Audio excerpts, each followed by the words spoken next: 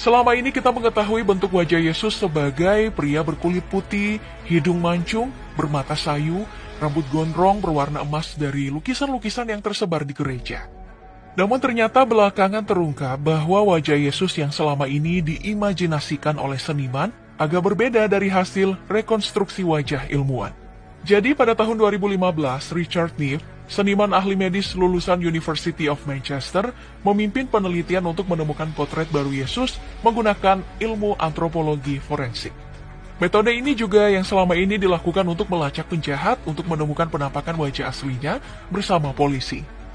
Richard Neve dan timnya membangun gambaran 3 dimensi, rekonstruksi wajah Yesus dengan menggunakan computerized tomography untuk membuat irisan sinar X dari sebuah tengkorak. Tujuannya untuk mengumpulkan data yang kompleks tentang struktur wajah, otot, dan kulit, dan hasilnya sangat berbeda dengan apa yang tersebar secara populer. Para ahli justru meyakini bahwa Yesus Kristus memiliki mata yang gelap, bertubuh pendek seperti kebanyakan orang saat itu, dan berjanggut tebal seperti orang Yahudi pada umumnya. Next, ada fakta baru bahwa ternyata Yesus tidak pernah disalib. Hal ini baru terungkap setelah ditemukan naskah Injil Barnabas berusia 1500 tahun yang berhasil diterjemahkan pada tahun 2012 lalu. Menteri Kebudayaan dan Pariwisata Turki Ertuğrul Günay mengatakan Injil Barnabas ini berisi cerita yang sangat berbeda dari iman Kristen secara umum. Bahkan Yesus dalam kitab berbahasa Aramaik ini dikatakan hanyalah manusia biasa. Dalam salah satu ayatnya tertulis, "Aku seperti manusia lain, dilahirkan dari seorang wanita, dan bakal menghadapi pengadilan Tuhan." Injil Barnabas ini pertama kali ditemukan tidak sengaja pada tahun 2000 saat polisi menggeledah sebuah gedung ilegal. Jadi bagi yang belum tahu, Santo Barnabas adalah pendiri gereja Sipriot, sekte paling awal dalam agama Kristen. Dia ini termasuk dalam 12 rasul setelah kematian Yesus. Kitab Santo Barnabas dipercaya sebagai pelengkap Injil Perjanjian Baru yang ditulis Matius, Markus, Lukas, dan Yohanes. Diperkirakan bernilai hingga 22 juta US dollar atau sekitar 325 triliun rupiah. Setelah rampung dikonservasi dan diterjemahkan, pemerintah Turki pun memamerkannya di Museum Etnografi Ibu Kota Ankara. Beberapa pihak tentu ada yang meragukan keaslian naskah ini. Salah satunya adalah Pastor Ihsan Özbek. Ia menganggap Injil Barnabas ini mungkin sudah ditulis ulang, karena Santo Barnabas hidup di abad pertama. Sedangkan menurut beberapa ahli, naskah ini diperkirakan berasal dari abad ke-5 atau ke-6, atau kemungkinan kitab ini ditulis oleh murid Barnabas.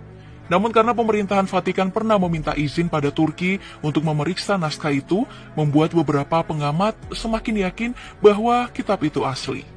Fakta bahwa Yesus tidak pernah disalib semakin dikuatkan oleh pernyataan Gunnar Samuelsson, seorang teolog dari Universitas Gothenburg, dalam disertasi doktornya yang berjudul Crucifixion in Antiquity, An Inquiry into the Background of the New Testament Terminology of Crucifixion. Gunnar mengatakan bahwa kitab Injil telah disalah interpretasikan karena deskripsi tentang penyaliban sama sekali tidak ada dalam literatur kuno. Bahkan tidak ada bukti yang menunjukkan bahwa orang-orang Romawi menyalib para tahanannya 2000 tahun yang lalu. Dalam literatur kuno berbahasa Latin, kata crux tidak selalu berarti salib, dan patibulum tidak selalu berarti palang salib. Dalam kedua kata ini digunakan dalam arti yang lebih luas daripada itu. Walaupun hasil penelitian Gunnar menegaskan bahwa tidak ada bukti Yesus disalib, tapi ia masih percaya bahwa Yesus anak Tuhan. Hanya saja ia meminta agar penganut Kristen memperbaiki pemahamannya tentang Bible. Kembali ke penemuan naskah Injil Barnabas yang bersampul kulit hewan dan ditulis dengan tinta emas ini. Ternyata dalam kitab ini juga ada disebutkan bahwa ajaran asli Yesus serta prediksi kedatangan penerus kenabian setelah Yesus, yaitu Nabi Muhammad SAW.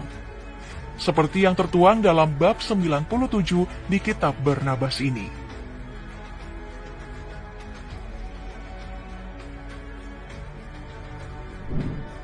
Baik, sekarang kita pindah ke fakta berikutnya. Banyak yang beranggapan bahwa Yesus beragama Kristen.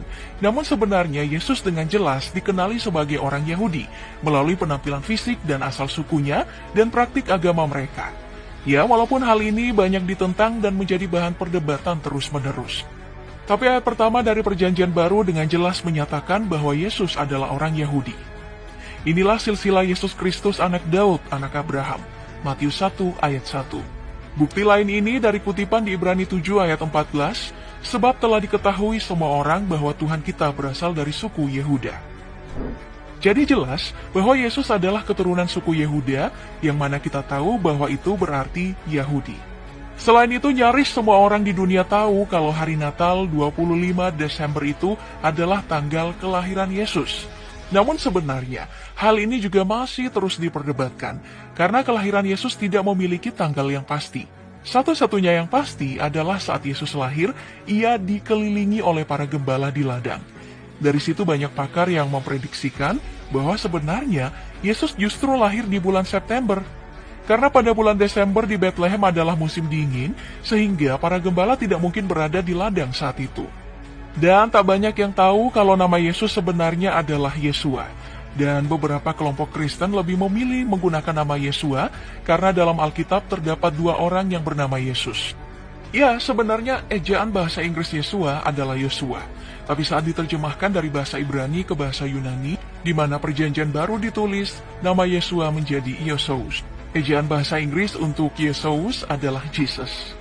Artinya Yosua dan Yesus adalah nama yang sama. Satu nama diterjemahkan dari bahasa Ibrani ke bahasa Inggris, yang lain dari bahasa Yunani ke bahasa